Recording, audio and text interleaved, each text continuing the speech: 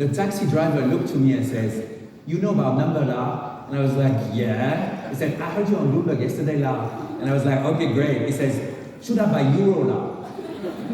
And I was like, only in Singapore does the taxi driver ask me about the capital markets, And I remember that Asian people have much stronger business, economics, and financial accuracy than my taxi driver in Munich, right? Who's only obsessed with the price of toilet paper and whether he's going to have to stock some more toilet paper if there is more COVID. The second sign that God gave me was this morning. I met Tom DeVos. And I thought, I need the guy to predict inflation. Because clearly he's better than whatever I can do. Right? So I'm happy to be here. Right? So I have 25 minutes and 25 slides. Okay?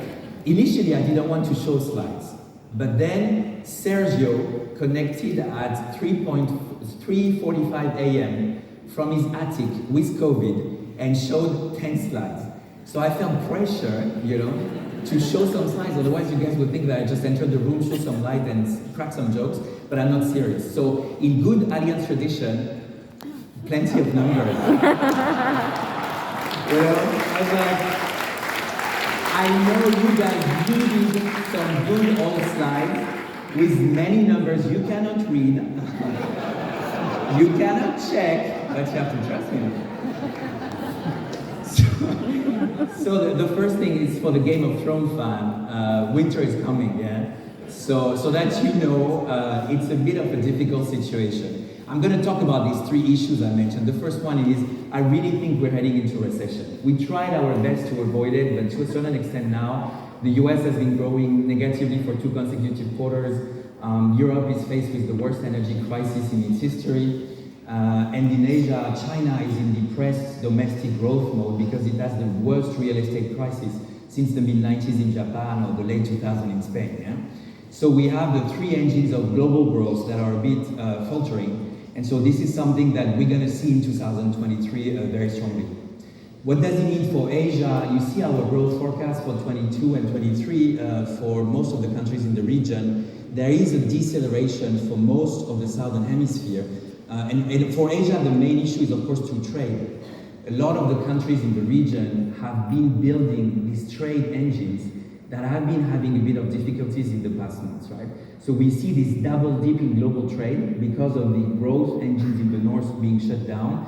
That is going to affect a lot of the trade hubs in the region, from Korea to Singapore to Hong Kong to Taiwan, but also the Malaysias, the Indonesias, the Philippines of this world that are very intricate to global growth, right? If you think about remittances in the Philippines, tourism in Thailand, if you think about manufacturing sector or commodity export in Indonesia or Malaysia, if you think about trade and trade capacities in Singapore or Hong Kong, all of that is having really a bad 2023 or early 2023 because the demand is slowing down, right? If you look a bit more into the numbers, there are still some good export potential for some of the countries, right? So we still have, for Vietnam, for example, for Malaysia, for Thailand, for New Zealand, for Philippines, we have a bit of extra growth in trade, but the global picture is indeed a bit more on the negative side, and this is really something that is important to understand. Also because, and this is something that you need to keep in mind, the trade slowdown is only the beginning of the story. And I'm going to talk a bit about the change in globalization and how we should use the change in globalization. But the first message I would like all of you to keep with today is the following. Even though we're going to go back to a form of higher trade growth once the recession passes, trade will never be the same after COVID. First, because we understood that we have underinvested in trade infrastructure. Second, because while we are all, working from home and ordering online, we have completely disintermediated global trade. And so the containers that you see in Singapore are full of finished electronic goods, right? So if you are in the wood export or if you are in the industrial inputs export, you will never find a container left. And that means that the price of trade will continue to be high. And the third reason is we are living through a more, I would say, friction globalization, especially financial globalization. And for this region, that means, aligning or pledging allegiance in a world where the US-China rivalry will be stronger, when the dollar and the renminbi will be fighting neck to neck, where to a certain extent, trade and trade growth will be about what the Americans called friendshoring, what the Chinese called renminbi internationalization and Belt and Road Initiative. So of course, this is something we need to keep in mind, is that there is the cyclical element of trade, but for countries in the region, there is also a structural shift towards a different form of trade, because trade is going to be different. Inflation, my favorite topic, right? So a year ago, I went to the board of management of Allianz SE and I was asked what's going to happen with inflation. And I said it's going to be a 2-year story, right? So for 2 years, we're going to have elevated inflation. But I didn't fucking know that Putin would invade Ukraine. And so to be fair, not only I didn't expect 10% inflation in the Eurozone, but I also didn't expect that the inflation will stick for so long. The good news is that as a good economist, I always have inflation going down at the forecast horizon, mostly because it's a year-on-year annual change. But what is interesting in the graph is more the fact that where does it land?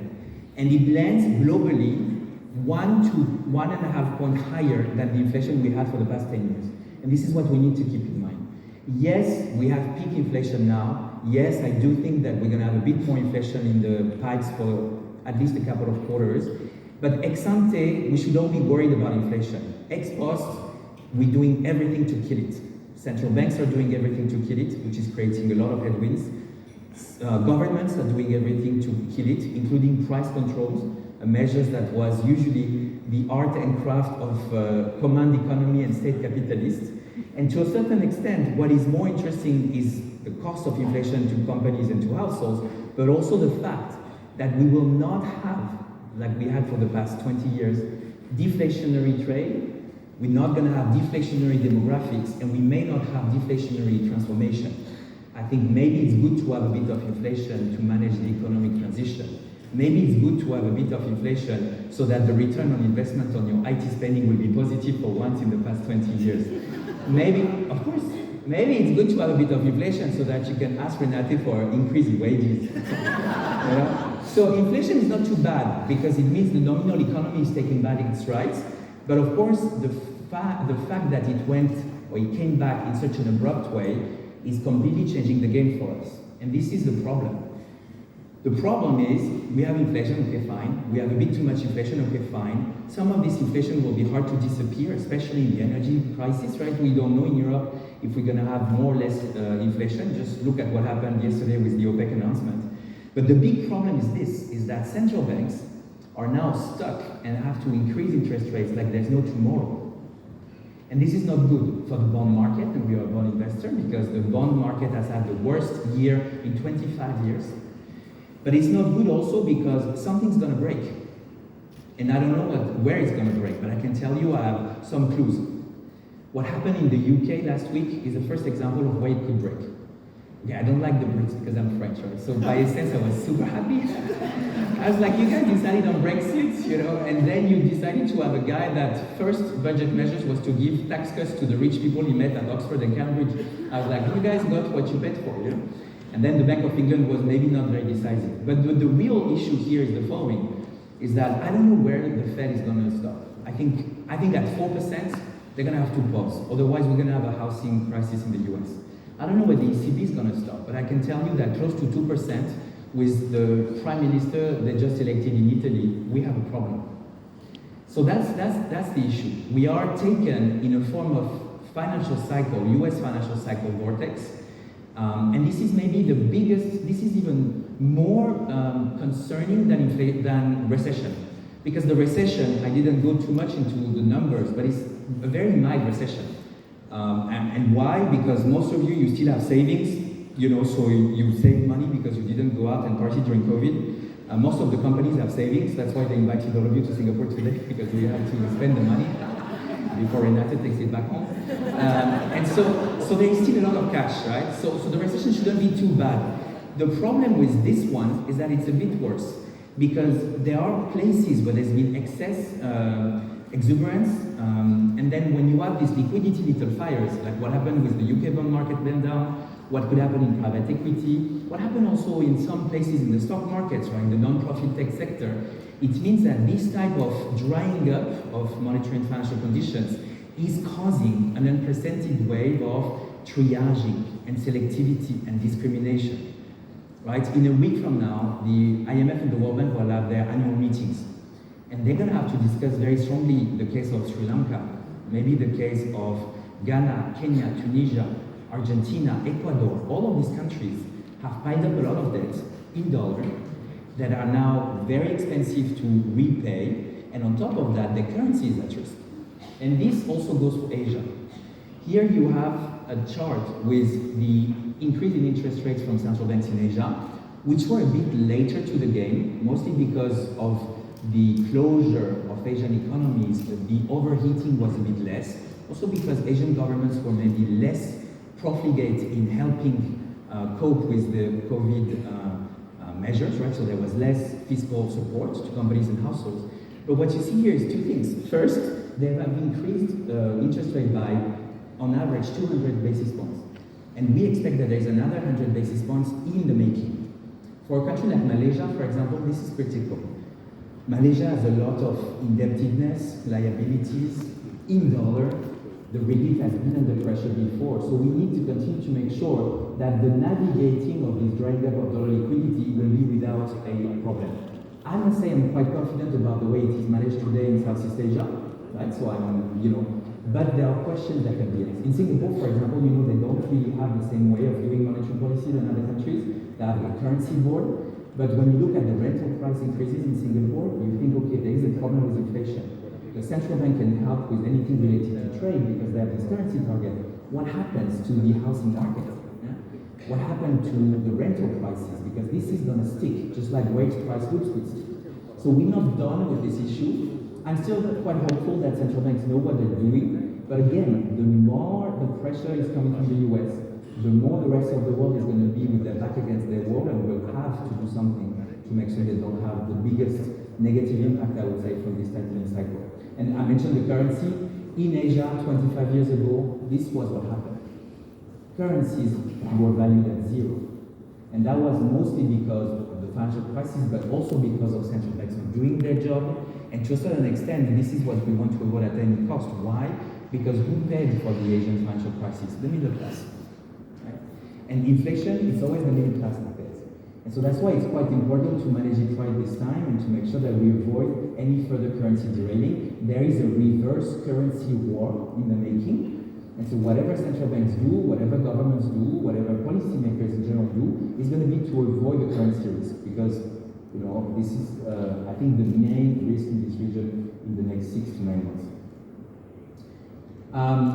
One word on the structural challenges that COVID and the war now pose.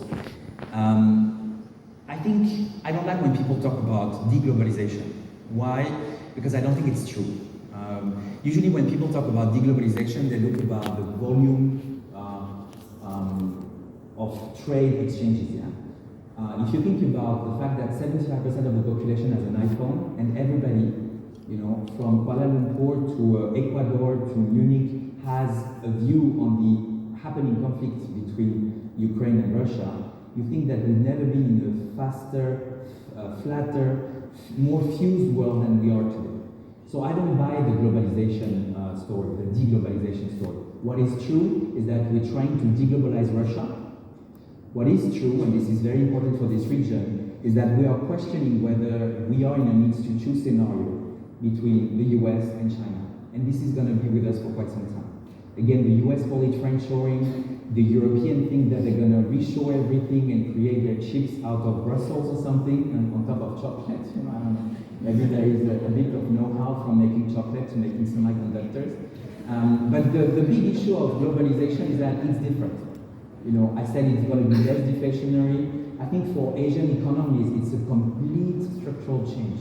What is the model of countries like Singapore if trade is going to be about pledging allegiance to one of the hegemons? What is the business model of countries like Indonesia, who try to cut the middlemen to grow and sell, their commodities, their nickel to the US or Europe directly, when basically those same countries are trying to see whether you are with them or against them.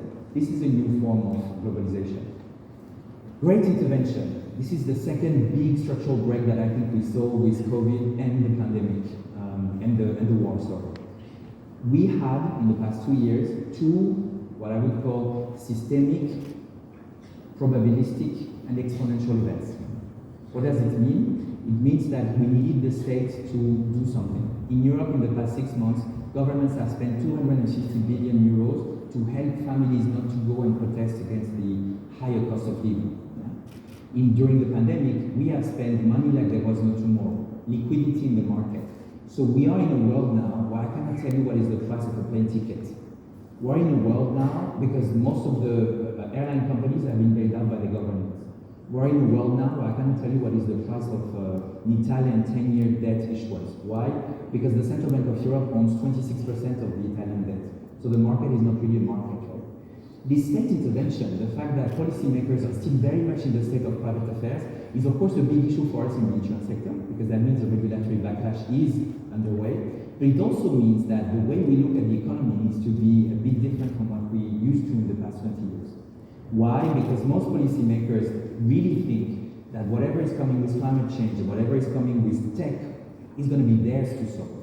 And so that means that the place we have as the private sector, we need to really fight for it. I joined Allianz SE from Allianz Trade. In the trade receivables business, we had half the number of bankruptcies in 2020 than we usually have in any year when it was the worst recession since Second World War. Why? Because the governments gave so much money to companies, there was no bankruptcies. We put so much money into the economy to avoid unemployment, bankruptcies, and protected recession that now we have more debt and more inflation, and we're still absorbing the COVID crisis. We had a recovery. The reopening and the fact that we were also happy in 2021 because we could go on holiday and we could go to restaurants, it was good. But we hadn't solved the problem that we stopped the world for 3 to 6 months and hoped for the best and didn't really know what we changed in the way the world was working. Now we see. We see that we changed the way liquidity provision was granted. We see that we changed the way policymakers, especially ministries of finance, are having effects in the real economy. And we see that, we complicated the game for both central banks and ministries of finance for years to come. In my country, France, we added 20 percentage points of public debt. The cost of issuing a 10-year bond in France today is 2.7%. 3 years ago, it was 0.2%. What do you think it means? It means that next year in the budget of France, it's going to cost what? 7 billion more debt servicing costs, yeah? What do you think it's going to cost in 10 years from now? You do compound interest rate. It's going to cost 60 billion. 60 billion is the budget of the Ministry of Health. So in 10 years from now, if France doesn't adjust a bit its spending, it's going to have to choose between hiring nurses and repaying its debt to its creditors. That's a new equation that we have to deal with, and we are just at the beginning of it. Climate change, we're going to talk about responsibility just after that.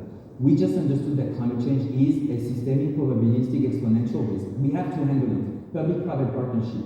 We have to be serious about it. How do we do it is still the question. How do we meet 1.5 degree no overshoot? We're working on that very hard. I can tell you, it doesn't look easy. When I landed in Singapore, now that we have an energy crisis in Europe, and I don't know if I'm going to have to choose between eating and eating, in December, I'm looking at where the energy comes from. That was my first question when I landed. Because before, we didn't care about the nuts and bolts of all of that. I didn't care how I get electricity when I light up the bulb, So I asked, and I was told, there is a big fat pipeline of gas coming from Indonesia. I was like, oh great, so Singapore gets water from Malaysia and gas from Indonesia. That's a big dependency right here, I mean, I would never have thought that Putin will cut the gas in Germany for, the next 10 years. And so this is something that is new, right? This intrication of energy security and sovereignty, climate security and sovereignty, and how do you really diversify? How do you create buffers? How do you create resilience? And I think this is the challenge of our lifetime, and to see how we're going to make that happen in a just way, because there's going to be winners and losers.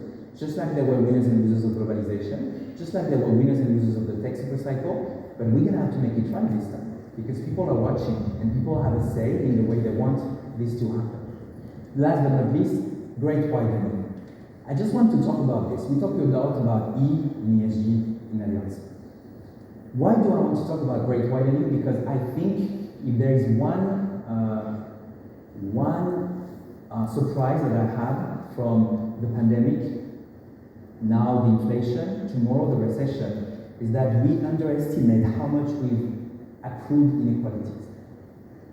A pandemic, just like a war, is one of these events that level on the playing field. Everybody is affected the same way. But the way we answered, the way we responded to the pandemic with the strong liquidity provision, with the strong support to business sector, the way we are today responding to inflation, the way tomorrow we could have a recession, we have an accumulation of wealth inequalities within the economy. We have an accumulation of, poorer gets poorer, richer gets richer. And that is the main challenge, I would say, of the next 5 years, is social provision. You see that in your countries, we see that in our countries. It's not something that is only the problem of emerging markets, it's everywhere in the US, it's everywhere in Europe, right? This is new, why? Because this great widening is happening everywhere. I'm just going to give you the example that I love the most, the labor market. Who would have thought that we would spend time working from home? 1 day, 2 days, 3 days a week. We have an exorbitant privilege to be able to work from home. If you are a nurse and you change diapers of elderly people, if you are a factory worker, if you are someone who has to be there, you don't have this privilege. So you start creating, because of the choice we made during COVID, we experimented, we did this big international experiment with a lot of people working from home, and we're just looking at the real effect of that in the tension we create in society. I talked to a doctor friend of mine, he's a medical doctor.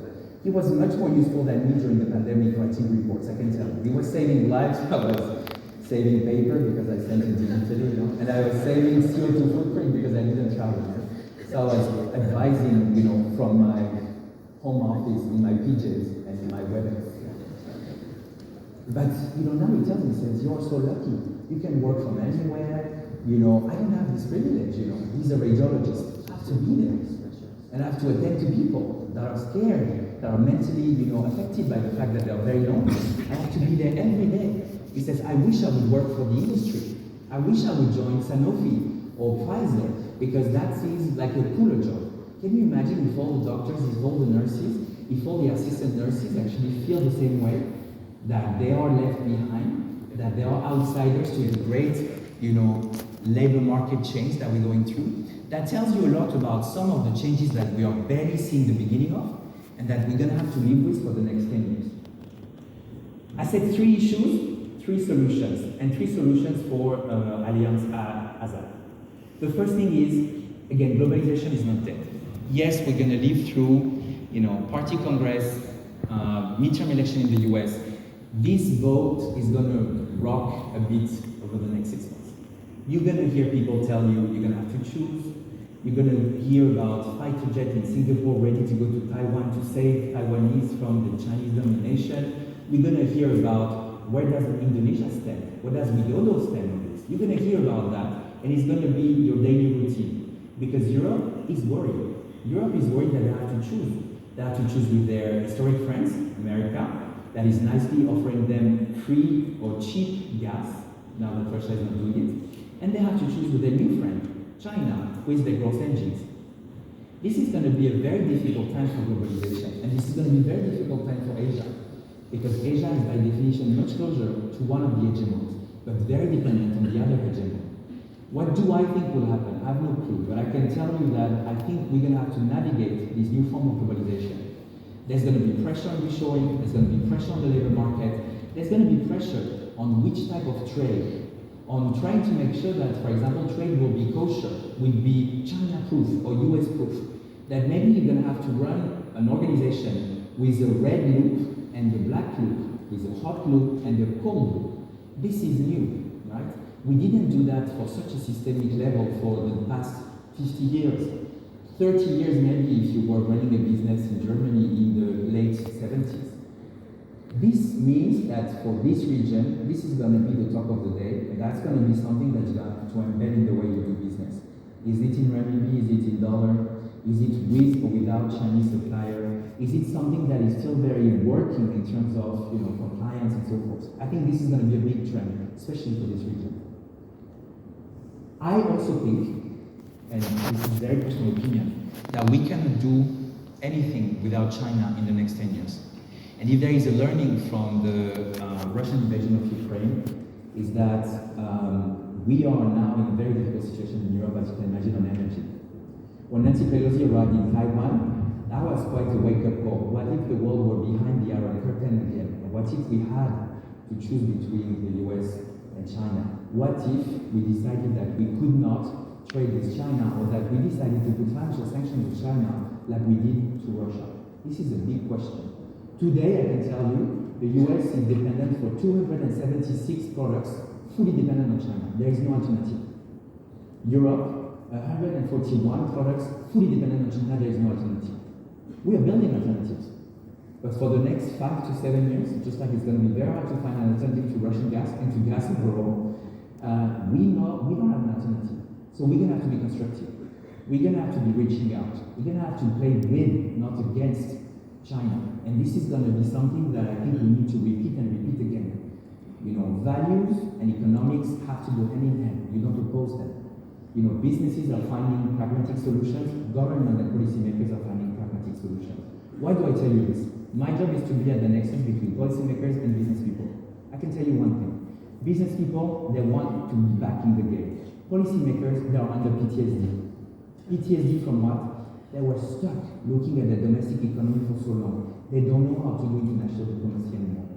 So business people are going to have to be this bridge to explain to policymakers that they have to go out of their little domestic markets and think wide.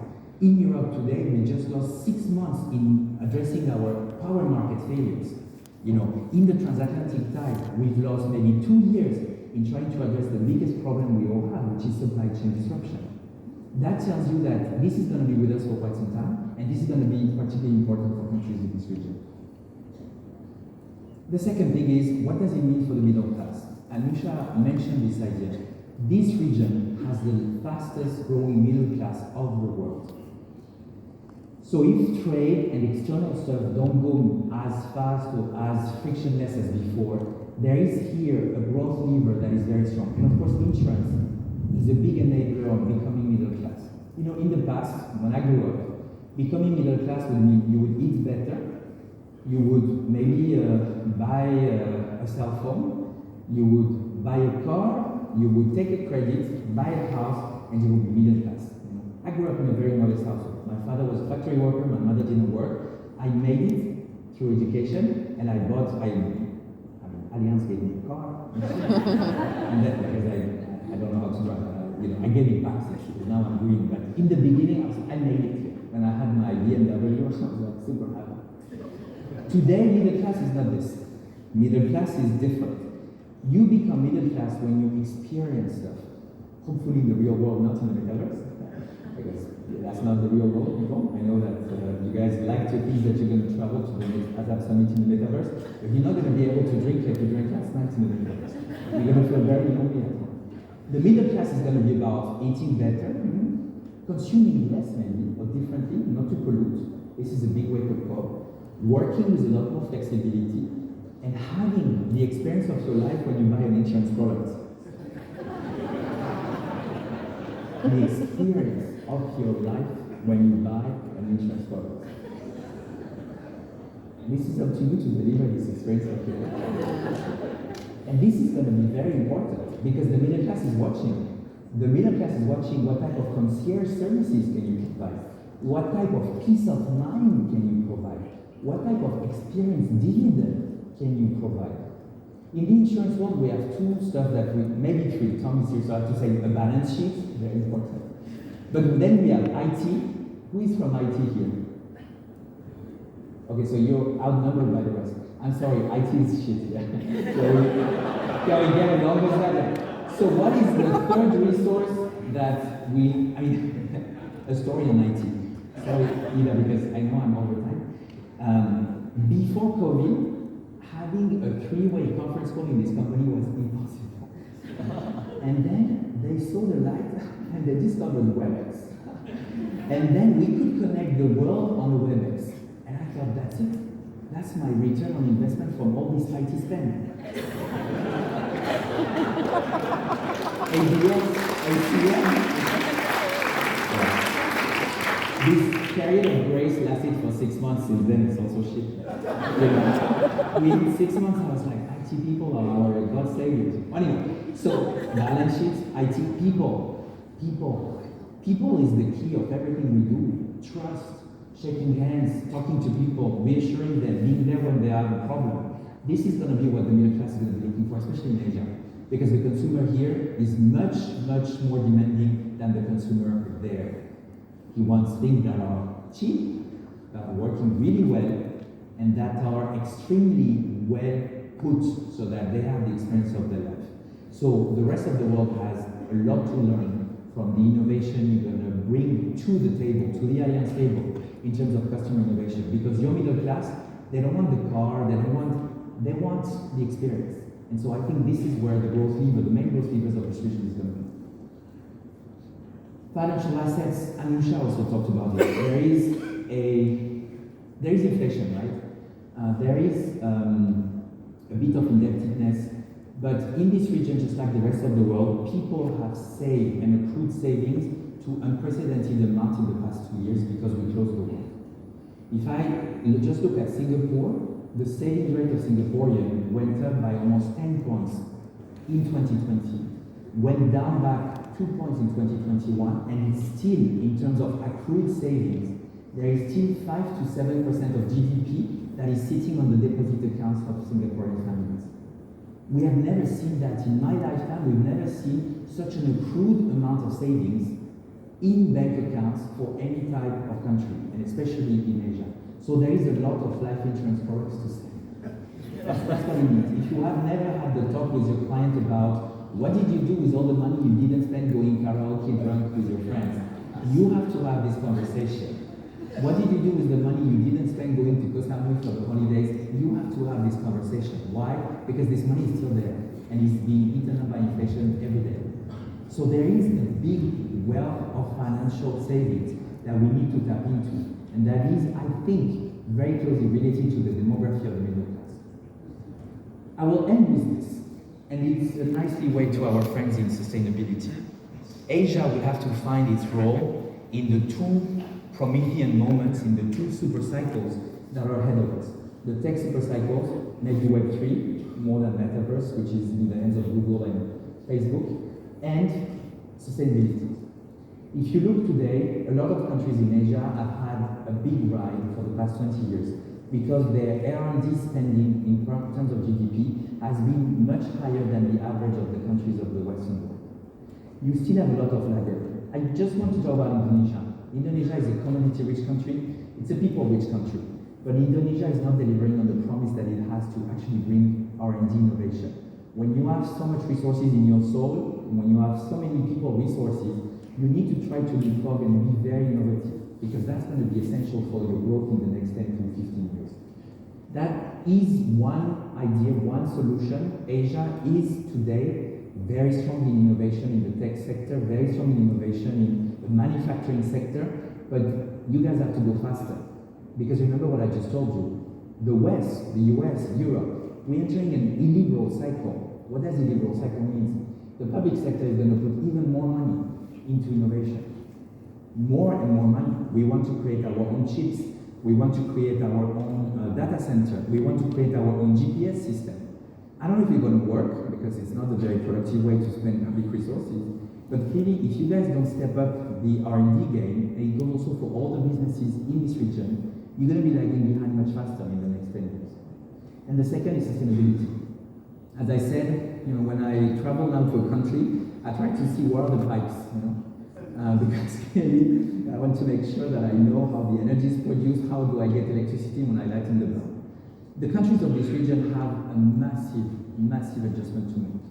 A massive adjustment to make to be carbon neutral by 2050, to be carbon, a bit less neutral, but at least on the right pathway by 2030.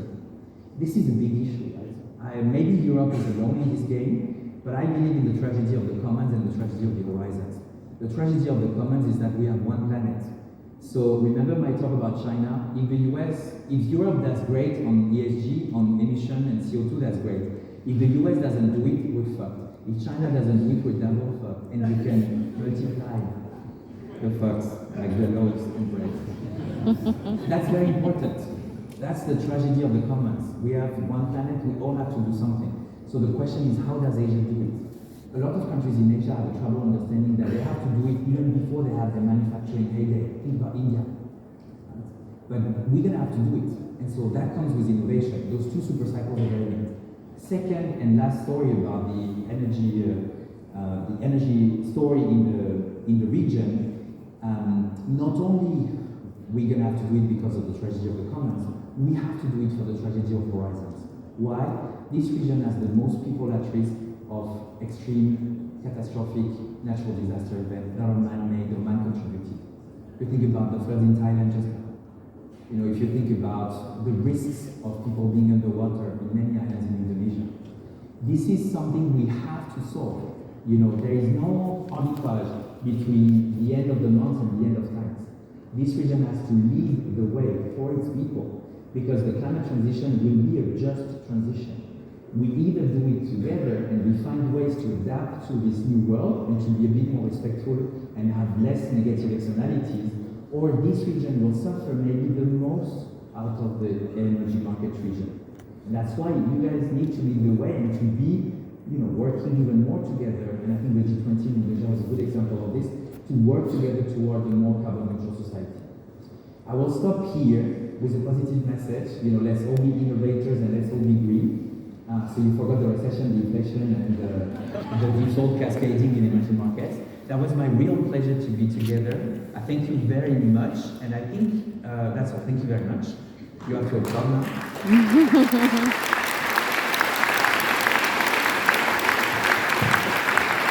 And because I promised, I said, are there any questions? Because I want this session to be interactive, because the panels, they have questions, I don't have questions, I have questions. So are there any questions? One question.